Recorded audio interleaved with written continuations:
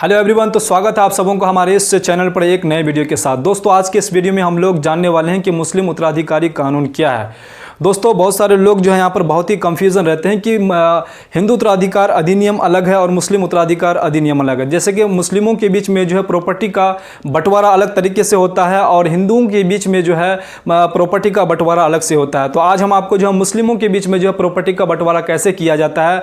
जैसे for example अगर पिताजी की डेथ हो जाते हैं तो डेथ होने के बाद पत्नी को कितना हिस्सा मिलता है और बेटे को कितना हिस्सा मिलता है, बेटी को कितना हिस्सा मिलता है, इन सभी पर जो है हम आज इस वीडियो में आपको पूरा डिटेल जानकारी देने वाले हैं। मैं उम्मीद करता हूं कि अगर आप इस वीडियो को शुरू से अंत तक देख लेते हैं तो आपको सारा जानकारी जो है इस वीडियो में मिलने वाला है और आप भी जो है आराम से मुस्लिम उत्तराधिकार अधिनियम कानून के तहत जो है आप अपना मुसलमानों की जो प्रॉपर्टी का जो तकसीम किया जाता है, उसका बंटवारा जो किया जाता है, तो आप भी जो है आराम से कर पाएंगे। अगर आप इस वीडियो को शुरू से अंत तक देख लेते हैं तो आपको कोई भी वीडियो देखने की जरूरत नहीं पड़ेगी और आप जो है आराम से किसी भी मुस्लिमों की प्रॉपर्टी का जो है आप आराम से तकसीम कर सकते हैं। तो चलिए सबसे पहले हम लोग जान लेते हैं यहाँ पर कि मुस्लिम उत्तराधिकारी कानून क्या है। सबसे पहले इसको हम लोग जान लेते हैं। देखिए, किसी मुस्लिम की मृत्यु के बाद जो है उसकी विधवा या विधवाओं को जो है 16 आने में 2 आना होता है, बाकी 14 आने में पुत्र एवं पुत्री के बीच जो है इस प्रकार बंटवारा होगा। इस प्रकार से जो है बंटवारा कर दिया जाता है। तो आपको यह चीज़ मालूम होना बेहद ज़रूरी है कि 16 आना अगर मुस्लिमों की प्रॉपर्टी जैसे ही हम लोग का तकसीम किया जाता है, जैसे बंटवारा उसका किया जाता है, तो सबसे पहले यहाँ पर जो है 16 आना यहाँ पर 100% दिया जाता है कि 16 आने में से 2 आना जो हिस्सा होगा वो पत्नी का होगा। जो फॉर एग्जाम्पल अगर उनकी पति जो है डेथ हो जाते हैं, डेथ होने के बाद जो है पत्नी को जो मिलेगा वो 2 आना यहां पर हिस्सा मिलेगा। बाकी जो 14 आना जो है, चाहे वो 2 पुत्र हो, 3 पुत्र हो या फिर 2 पुत्री हो या फिर 3 पुत्री हो, जितना भी उसका बेटा बेटी हो, तो ये 14 आना में से इन सबों के बीच में जो है यहाँ पर बंटवारा होने वाला है, इन सबों के बीच में तकसीम होने वाला है। तो हम सिर्फ जो यहाँ पर एग्जाम्पल के लिए एक बेटा और एक बेटी को लेकर के हम बताए हैं और आपको जो है उस प्रकार से अगर निकालेंगे तो कहीं बेटा और कहीं बेटियों का आप आराम से निकाल सकते हैं। तो सबसे पहले आप यहाँ समझ सकते हैं कि प्रत्येक पुत्री को जो है 2 अंश दिया जाएगा। प्रत्येक जो है पुत्र को 2 अंश यहां पर मिलेगा और प्रत्येक पुत्री को जो है 1 अंश मिलेगा। तो ये 1 अंश जो है 16 आना में से मिलेगा। आना और अंश आपका जो है आप इसको रिलेट कर सकते हैं। उसके बाद यहां पर जो है आप सबसे पहले यहां पर समझ सकते हैं कि 16 आना बराबर 100% यहां पर लिखा हुआ है। देखिए, हम यहां पर पूरा बारीकी से लिख लिए हैं ताकि आपको जो है समझने में भी किसी भी प्रकार की यहां पर समस्या ना हो। देखिए, 16 आना बराबर जो है ये 100% होता है। तो ये जो है पत्नी जो है कितना हिस्सा यहां पर दिया जाएगा, इसको 2 आना दिया जाएगा। तो पत्नी का जो 2 आना दिया जाएगा, तो 16 आना बराबर आपका 100% है। अगर पत्नी को हमें अगर 2 आना देना है तो सबसे पहले आपको जो है 1 आना का मान निकालना पड़ेगा कि 1 आना कितना होता है। देखिए यहाँ पर इसलिए जो है 1 आना बराबर आपको क्या करना है कि ये 16 आना बराबर 100 डिसमिल जमीन है। देखिए 16 आना बराबर जमीन हमें निकालना है। 100 डिसमिल 1 एकड़ जो जमीन है हमें पत्नी और पुत्र और पुत्री के बीच में जो है तकसीम करना है, उसमें बंटवारा करना है।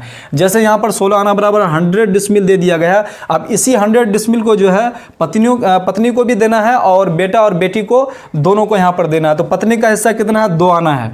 तो पत्नी का जो 2 आना है तो हमें निकालना पड़ेगा कि 16 आना बराबर 100 डिसमिल है। तो इसलिए जो 1 आना बराबर 100/16 करेंगे तो ये आपका जो है यहाँ पर डिवाइड करने के बाद 6.25 डिसमिल यहाँ आ जाएगा।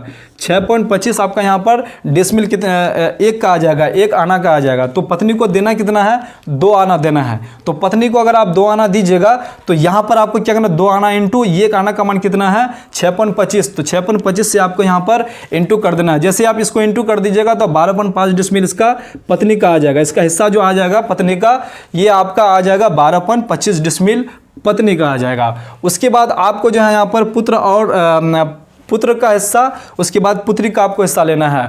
तो हम यहाँ पर आपको जो है यहाँ पर लिख लिए हैं कि ये जो है पुत्र और पुत्री अनुपात में आपको इस प्रकार से लिख लेना है। तो हम यहाँ पर एक पुत्र और एक पुत्री को लिए हैं। आप जो है कई पुत्र कई पुत्री को भी आप आराम से ले सकते हैं। तो पुत्र जो है यहाँ पर हिस्सा जो इसको मिलने वाला है, पुत्र को 2 हिस्सा मिलेगा और पुत्री को जो है यहाँ पर 1 हिस्सा मिलेगा। तो यहाँ पर अनुपात के हिसाब से हम यहाँ पर बना लिए हैं। तो यहाँ पर 2 और 1 3 कितना, 2 और 1 कितना होगा, ये आपका 3 हो जाएगा। तो ये आपको यहाँ पर इतना आपको यहाँ पर कर लेना है। जैसे आप इसको इतना यहाँ पर कर लेते हैं, उसके बाद यहाँ पर पत्नी का आप निकाल लिए। उसके बाद पुत्र का निकालना है आपको। पुत्र का जैसे ही आप निकालिएगा तो पुत्र को निकालने के लिए क्या करना पड़ेगा, जैसे कि यहाँ पर पुत्र का हिस्सा कितना है, 2 है, तो टोटल यहाँ पर 3 है, तो 3 हम यहाँ पर नीचे कर देंगे। 3 आप जैसे ही नीचे लिख लीजिएगा, उसके बाद हिस्सा इसको कितना देना है, 2 देना है। 2 आपको यहाँ पर आना देना है, ठीक है। यहाँ पर इस प्रकार से देने के बाद इसको इंटू कर देंगे।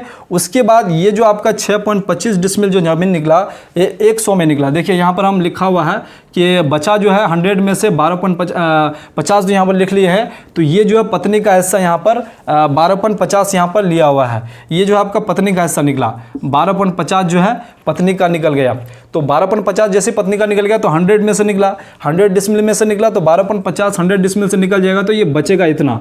तो 87.50 डिसमिल ये आपका जो है इसका निकल जाता है।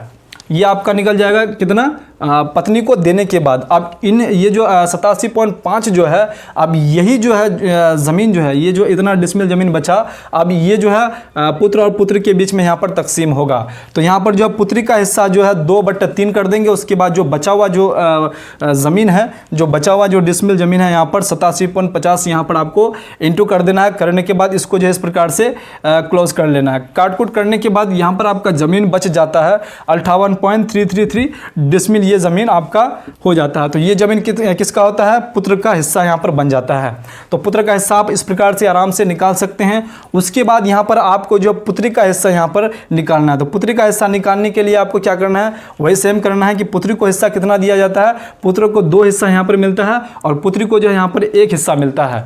तो पुत्री को अगर 1 हिस्सा मिलता है तो टोटल कितना है, 3 है, तो 3 हम लोग नीचे कर देंगे। उसके बाद 1 हिस्सा मिलता है तो 1 यहाँ पर ऊपर कर देंगे। उसके बाद इंटू कर देंगे। उसके बाद यहाँ पर टोटल ज़मीन कितना बचा था, 87.50। जैसे यहाँ पर माइनस करके पत्नी को देने के बाद जो ज़मीन बचा था वो यहाँ पर आपको दे देना है। तो इसको जो है क्लोज करने के बाद ये ज़मीन जो बचता है 29.167 डिसमिल ये ज़मीन बचता है। तो ये जो है ये सारा काटकूट करने के बाद इतना ज़मीन ये पाता है। जैसे कि पुत्री का जो हिस्सा बनेगा, एक पुत्री का जो हिस्सा बनेगा 100 डिसमिल में, ये 29.167 ये डिसमिल आपका यहाँ पर बन जाएगा। उसके बाद पुत्र का जो है इतना ज़मीन बचता है। अगर इन तीनों को अगर आप ऐड कीजिएगा, इन तीनों को अगर आप ऐड करके दीजिएगा तो ये आपका 100 डिसमिल ज़मीन आ जाएगा। टोटल यहाँ पर हम लिखे भी हैं कि ये ज़मीन कितना है, ये आपका टोटल ज़मीन जो है 100 डिसमिल पे यहाँ पर आपका आ जाएगा, ये टोटल जोड़ करके। उसके बाद आपको यहाँ पर थोड़ा यहाँ पर समझना चाहिए कि एक्स पति 1 एकड़ ज़मीन है। जैसे कि एक्स मान लिया हम लोग पति, ठीक है। उसके बाद पत्नी जो है यहाँ पर 2 आना, तो इसको पाएगा ही। उसके नीचे जो बेटा बेटी होगा, देखिए हम यहाँ पर जो है 3 बेटा लिखा हुआ है और 2 बेटी यहाँ पर लिखा हुआ है कि 2 बेटी का नाम है और एक जो है 3 पुत्र का नाम है और 2 पुत्री का नाम है। तो 3 पुत्र को हमने यहाँ पर नहीं दिया, सिर्फ 1 पुत्र और 1 पुत्री को यहाँ पर लिया हुआ है। तो आप आराम से जो है यही मेथड अप्लाई करके जो है आप आराम से जितना भी बेटा बेटी हो, पत्नी को जो है 2 आना देने के बाद जितना भी आना बचेगा, 14 आना बचता है, तो उन 14 आना में चाहे जितना भी बेटा बेटी हो आपका, 5 बेटा हो, 6 बेटा हो, 7 बेटा, या जितना भी बेटा बेटी हो, उसको आप आराम से तकसीम कर सकते हैं इस प्रकार से जैसे हमने यहाँ पर बताया है। मैं उम्मीद करता हूँ कि ये जानकारी आपको बहुत ही अच्छी लगी होगी। अगर आपको ये जानकारी अच्छी लगी है तो प्लीज़ वीडियो को लाइक, चैनल को सब्सक्राइब और साथ में बेल आइकन को जरूर प्रेस कर दीजिएगा। तो चलिए फिर से इसी प्रकार से नेक्स्ट वीडियो में मिलते हैं। तब तक के लिए जय हिंद, जय भारत, वंदे मातरम।